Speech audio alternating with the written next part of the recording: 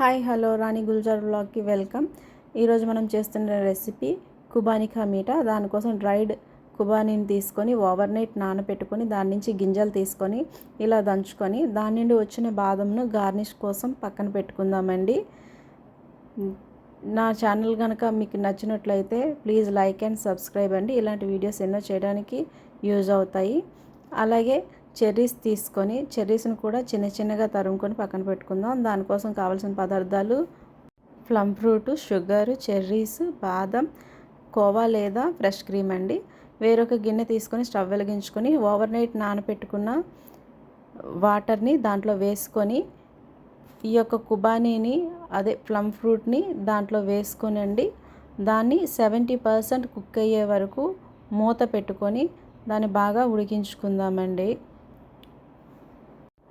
ఒకసారి బాగా కలుపుకొని మూత పెట్టుకుందాం. 70% కుక్ అయ్యే వరకు ఉడికించుకుందాం. 5 మినిట్స్ తర్వాత మూత తీసుకొని ఒకసారి దాన్ని బాగా కలుపుకుందామండి. అడుగంటకుండా ఒకసారి బాగా కలుపుకొని చూద్దాం.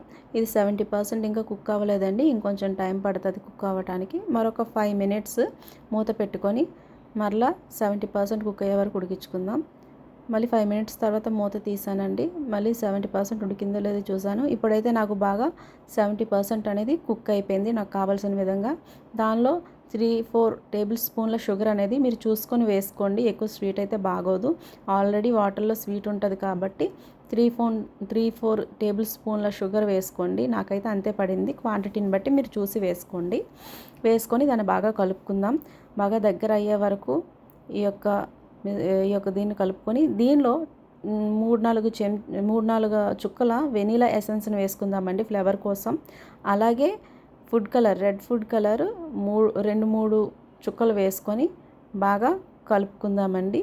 ఇది బాగా దగ్గర అయ్యే వరకు దీనిని కలుపుకొని ఈ మిశ్రమాన్ని బాగా దగ్గర అయిన తర్వాత ఇది బాగా దగ్గర అయ్యే వరకు కలుపుకోవాలండి. అడుగంటకుండా స్పూన్తో బాగా కలుపుకోండి. ఈ యొక్క వీడియో మీకు నచ్చినట్లయితే లైక్ అండ్ సబ్స్క్రైబ్ చేయండి. ప్లీజ్ సపోర్ట్ మీ. ఇలాంటి వీడియోస్ ఇంకెన్నో చేయడానికి నాకు యూజ్ అవుతాయి దానివలన. ఓకేనా? థ్యాంక్ యూ అండి. అయితే ఈ విధంగా కలుపుకున్న తర్వాత ఇది బాగా దగ్గర అయ్యింది. స్టవ్ ఆఫ్ చేసుకొని వేరొక బౌల్లో తీసుకొని, నేనైతే కోవా కాదండి ఫ్రెష్ క్రీమ్ యూజ్ చేశాను. ఫ్రెష్ క్రీమ్ తోటి గార్నిష్ చేసుకోండి. అలాగే చెర్రీస్, మనం ఈ యొక్క ప్లమ్ ఫ్రూట్ నుంచి తీసిన చిన్ని బాదంని కూడా పైన గార్నిష్ చేసుకొని దీనిని ఫ్రిడ్జ్లో పెట్టుకొని ఐస్ క్రీమ్తో కానీ లేదా అలాగే తిన్నా కూడా చాలా బాగుంటుందండి ఈ రెసిపీ. స్వీట్ షుగర్ అనేది చూసుకొని వేసుకొని చేసుకొని తిన్నట్లయితే చాలా బాగుంటుంది. ఒకసారి ట్రై చేయండి ఈ యొక్క స్వీట్ని. థ్యాంక్ యూ అండి. నా ఛానల్ని సపోర్ట్ చేయండి. ఇలాంటి మంచి రెసిపీస్ ఇంకా చాలా మీకు అప్లోడ్ చేయడానికి పెట్టడానికి నేను ట్రై చేస్తాను. లైక్ చేయండి, షేర్ చేయండి, సబ్స్క్రైబ్ చేయండి. థ్యాంక్ యూ అండి అందరికీ. Thank you all of you.